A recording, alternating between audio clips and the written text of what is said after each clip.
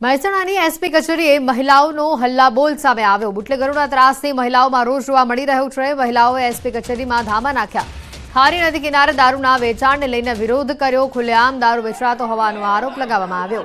અસામાજિક તત્વો ત્રાસ આપતા હોવાની ફરિયાદ પણ સામે આવી રહી છે। બુટલેગર રમેશ માળી ત્રાસ દાદાગીરી કરતો હોવાનો પણ આરોપ છે। બુટલેગરે યુવકને માર માર્યો હોવાનો પણ આરોપ મહિલાઓએ લગાવ્યો છે।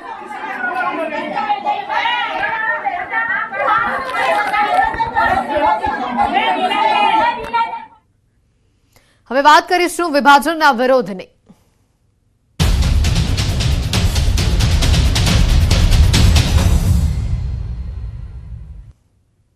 બનાસકાંઠા જિલ્લાના વિભાજન બાદ થયેલો વિવાદ વધુ વકરી રહ્યો છે, જેનો વિરોધ પાલનપુર સુધી પહોંચ્યો છે। ધાનેરાનો થરાદ વાવ જિલ્લામાં સમાવેશ કરાતા વિરોધના વંટોળ ઉભા થયા છે। ધાનેરાને બનાસકાંઠા જિલ્લામાં જ રાખવાની માંગ સાથે જિલ્લા કલેક્ટરને આવેદનપત્ર આપવામાં આવ્યું છે। જો માંગણી નહીં સંતોષવામાં આવે તો આગામી સમયમાં આંદોલન કરવામાં આવશે તેવી ચીમકી પણ ઉચ્ચારાઈ છે। શિક્ષિત યુવાનો, ભણેલા ગણેલા ડોક્ટર, એન્જિનિયર, વકીલ જેવા યુવાનો આજે અહીંયા ધાનેરાના જે વિભાજન થયું છે અને ધાનેરાને થરાદમાં મૂકવામાં આવ્યો છે એનો વિરોધ કરવા માટે અહીંયા અમે આવ્યા છીએ। અમારો તાલુકો વર્ષોથી અમારા ભવનો, અમારા શૈક્ષણિક ભવનો, અમારા સામાજિક ભવનો, અમારો સામાજિક વ્યવહાર એ પાલનપુર સાથે રહ્યો છે। માટે અમને બનાસમાં જ રાખવામાં આવે એવી પ્રબળ માગણી સાથે અમે આજે કલેક્ટરશ્રીને આવેદનપત્ર આપીએ છીએ। બનાસકાંઠા જિલ્લાના વિભાજનને લઈને વિરોધ યથાવત છે। કાંકરેજના થરામાં લોકો દ્વારા વિરોધ કરવામાં આવ્યો। કાંકરેજ વિસ્તાર નવા જિલ્લામાં સમાવેશ કરાતા થરામાં લોકોએ ધંધો રોજગાર બંધ રાખી પોતાનો વિરોધ દર્શાવ્યો। થરામાં સજ્જડ બંધ પાડીને ધારાસભ્ય સહિત વેપારીઓ અને સ્થાનિકો એકત્રિત થઈ બેઠક કરી। કાંકરેજને બનાસકાંઠામાં રાખવાની માંગ સ્વીકારવામાં નહીં આવે તો ઉગ્ર આંદોલનની ચીમકી પણ ઉચ્ચારવામાં આવી છે। થરામાં સજ્જડ બંધ પાડી લોકો દ્વારા વિરોધ કરવામાં આવ્યો। લોકો વેપાર રોજગારથી અળગા રહ્યા। થરામાં એમએલએની હાજરીમાં જ સ્થાનિકોનો આ વિરોધ પ્રદર્શન સામે આવ્યું। કાંકરેજને બનાસકાંઠામાં રાખવાની માંગ તેઓ કરી રહ્યા છે।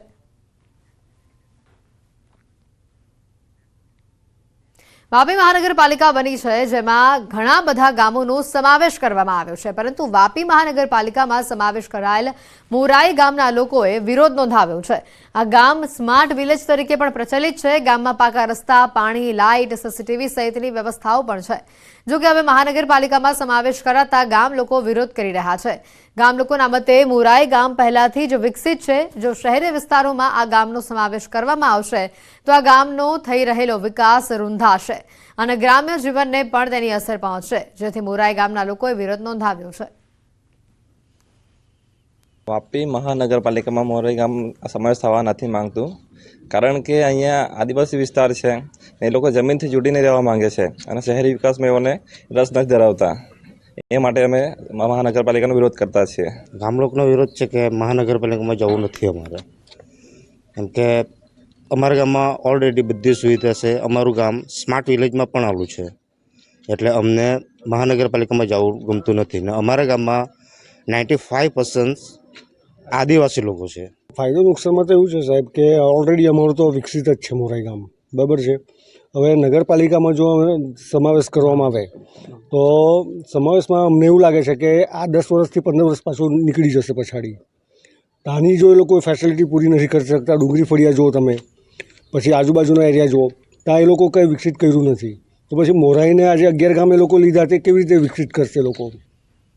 બનાસકાંઠામાં અસામાજિક તત્વો બેફામ બની રહ્યા છે। ડીસામાં તલવારથી કેક કાપતો વિડીયો વાયરલ થયો। બજાર વચ્ચે કેક કાપી ડાન્સ કરતો આ વિડીયો વાયરલ થયો છે। નટવર ઠાકોર નામના યુવકે વિડીયો પોસ્ટ કર્યો છે। પોલીસે વિડીયોમાં દેખાતા યુવકની અટકાયત કરી હોવાની માહિતી સામે આવી રહી છે। બજાર વચ્ચે કેક કાપી ડાન્સ કરતો આ યુવકનો વિડીયો વાયરલ થયો છે। તલવાર વડે કેક કાપી અને મોટી સંખ્યામાં યુવાઓ પણ તેની સાથે જોડાયા હતા। પોલીસે વિડીયોમાં દેખાતા તમામ યુવકોની અટકાયત કરી હોવાની પણ માહિતી સામે આવી રહી છે। બનાસકાંઠામાં અસામાજિક તત્વો બેફામ બની રહ્યા હોય તેનો આ વધુ એક પુરાવો સામે આવ્યો।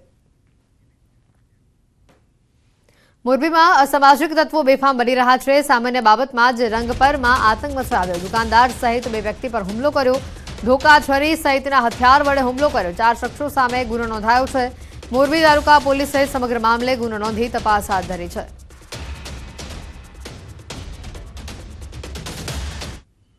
ગીર સોમનાથના તારલાના ઘુસિયા ગામની પૂર્વ ધારાસભ્ય પૂંજા વંશે મુલાકાત લીધી. ઘુસિયા ગામમાં 6 મહિના પહેલા ગેરકાયદેસર દબાણો તોડાયા હતા અને જેથી તંત્રની ડિમોલેશનની કાર્યવાહીમાં કેટલાક પરિવારો ઘર વિહોણા બન્યા હતા. આવા પરિવાર હાલ ગામની શાળામાં રહેવા મજબૂર થયા છે. ત્યારે ઘર વિહોણા બનેલ પરિવારની મુલાકાત કોંગ્રેસના પૂર્વ ધારાસભ્ય પૂંજા વંશે લીધી અને તેમણે આ પરિવારોના રહેવા માટે તંત્ર દ્વારા વૈકલ્પિક વ્યવસ્થા કરી આપવામાં આવે તેવી માંગ કરી. છેલ્લા 6 મહિના થયા, 6 મહિના પછી પણ હજી જિલ્લા વહીવટી તંત્ર દ્વારા એમને જમીન ફાળવવા માટેની કોઈ કાર્યવાહી થઈ હોય એવું જણાતું નથી, અથવા જિલ્લા વહીવટી તંત્રમાં આ સ્થળની નથી મામલતદારે મુલાકાતે આવ્યા, નથી તાલુકા વિકાસ અધિકારીજી આવ્યા, તો આ લોકો જાય ક્યાં? દ્વારકા જિલ્લામાં ફરી તંત્રનું બુલડોઝર ફર્યું છે. બેટ દ્વારકામાં ગેરકાયદેસર દબાણો તોડી પાડવામાં આવ્યા. તંત્રની કાર્યવાહીથી ભૂમાફિયાઓમાં ફફડાટ ફેલાયો છે. ઓખા પાલિકાએ પોલીસની હાજરીમાં દબાણો તોડવામાં આવ્યા.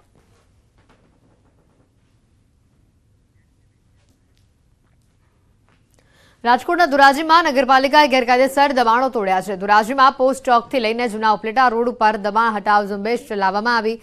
જાહેર માર્ગ ઉપર દુકાનદારો દ્વારા કરાયેલા દબાણ અને આડધડ કરાયેલા દબાણને દૂર કરવામાં આવ્યા. ડેપ્યુટી કલેક્ટર, ડીવાયએસપી અને ચીફ ઓફિસર, મામલતદાર સહિત 9 પાલિકાનો 50 જેટલો સ્ટાફ આ કામગીરીમાં જોડાયો.